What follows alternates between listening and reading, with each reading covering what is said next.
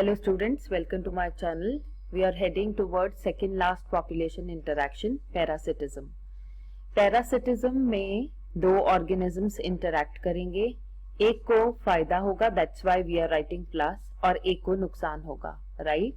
So plus का मतलब है always it would be a benefited interaction and here it would be a harmful one. Remember, parasite are those organisms which are heterotrophic in nature. जो अपना खाना खुद नहीं बना सकते, that is why वो दूसरों पे डिपेंडेंट हैं. और एक बात हमेशा हमें याद करनी है कि पैरासाइट बिकॉज अपना खाना खुद नहीं बना सकते, दूसरों पे डिपेंडेंट है, सो वो दूसरे कौन है? वो होस्ट है जिसके ऊपर वो डिपेंडेंट होंगे. अब हमेशा पैरासिटिज्म में जब भी पैरासाइट होस्ट पे डिपेंडेंट होगा तो host has to be always living. अब पैरासाइट जो है वो दो टाइप्स के पैरासाइट हो सकते हैं. इट कुड बी एक्टोपैरासाइट और it could be endoparasite. Endo का मतलब है, एंडो का क्या मतलब है? एंडो का मतलब है इनसाइड, राइट? एंडो का मतलब है इनसाइड और एक्टो का मतलब है आउटसाइड. सो जो parasite, ectoparasites are those parasites that reside on the outer surface of the host, a living host, and endoparasites are those parasites that reside inside the living host. पेट में कीड़े हो जाते हैं. So tapeworm in stomach is an example to it. Plasmodium, sporozoids or merozoids in liver and RBC, they are also an example of endoparasite. Ectoparasite मतलब जो surface पे रहे. आप सब लोगों ने लीच पढ़ी थी क्लास 11th में, जिसको हिंदी में जोक भी कहते हैं. ये कैटल की बॉडी पे रिसाइड करती है और क्योंकि इसका मुंह ट्राई रेडिएटिंग होता है, ट्राई रेडिएट माउथ होता है इसका, तो जब भी ये कैटल के ऊपर चिपक जाती है तो ये ब्लड सक करती है वहां से.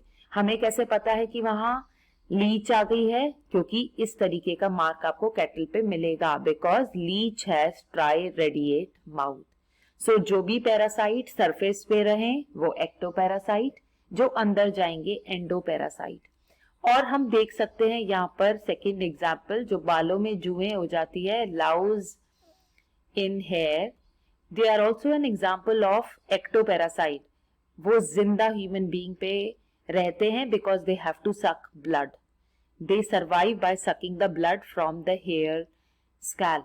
Okay, so all the examples that are being written here, you can give these examples if a question on parasite comes.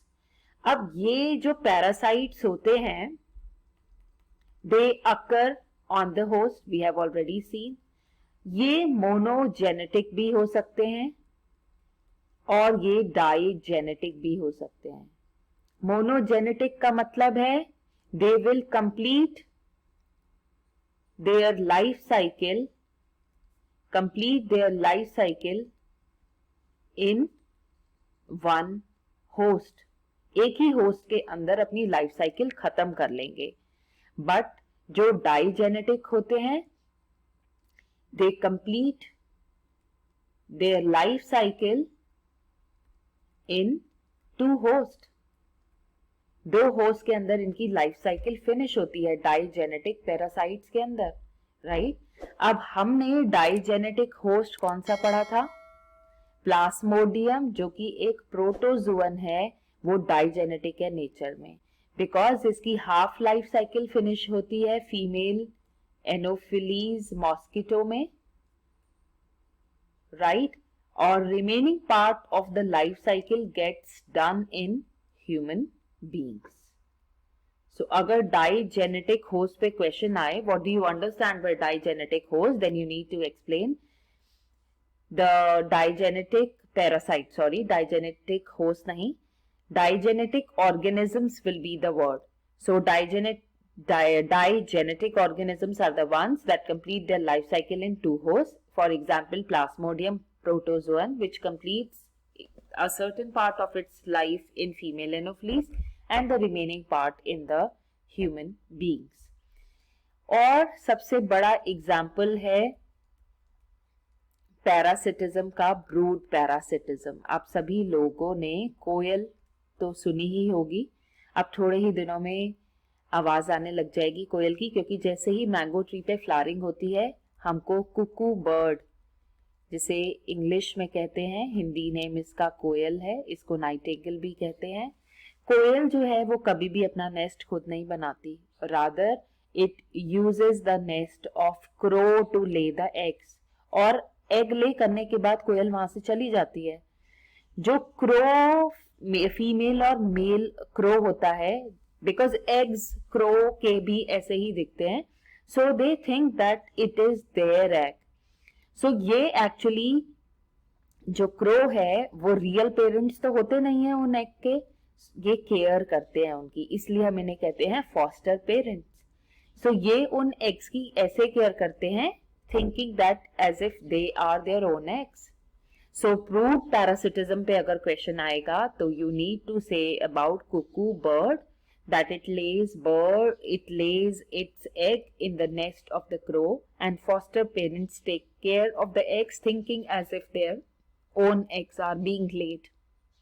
Okay, we can trace this also. हम brood parasitism को trace भी कर सकते हैं. अगर आप आसपास कोयल देखो या आपके पास गार्डन है जहाँ पे नेस्ट है, we can trace the path of koel and we can observe brood parasitism. Scientist ने कैसे डिस्कवर करा था ब्रूड पैरासिटिज्म? उन्होंने कैमरे लगाए थे जिससे उनको पता लगा था कि कुकू तो अपना नेस्ट कभी बनाती ही नहीं है, rather it lays the eggs in the crow nest. I hope parasitism is clear to you. Parasitism और प्रिडेशन दोनों ही ऐसी रिलेशनशिप है जिसमें एक प्लस है और एक माइनस है. सो कंफ्यूज नहीं होना. अगर आपसे ये क्वेश्चन पूछा जाए कि parasitism and predation both are a similar type of interactions, but what is the main difference between predation and parasitism?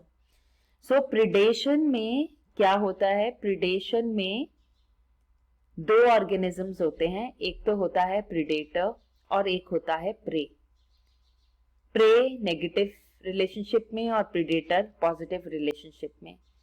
predation में predator will kill the prey, but parasitism में पैरासाइट कभी भी, पैरासिटिज्म क्या relationship है? Parasite की host के साथ relationship है, और हमेशा ये रिलेशनशिप कब हो सकती है? जब होस्ट लिविंग हो.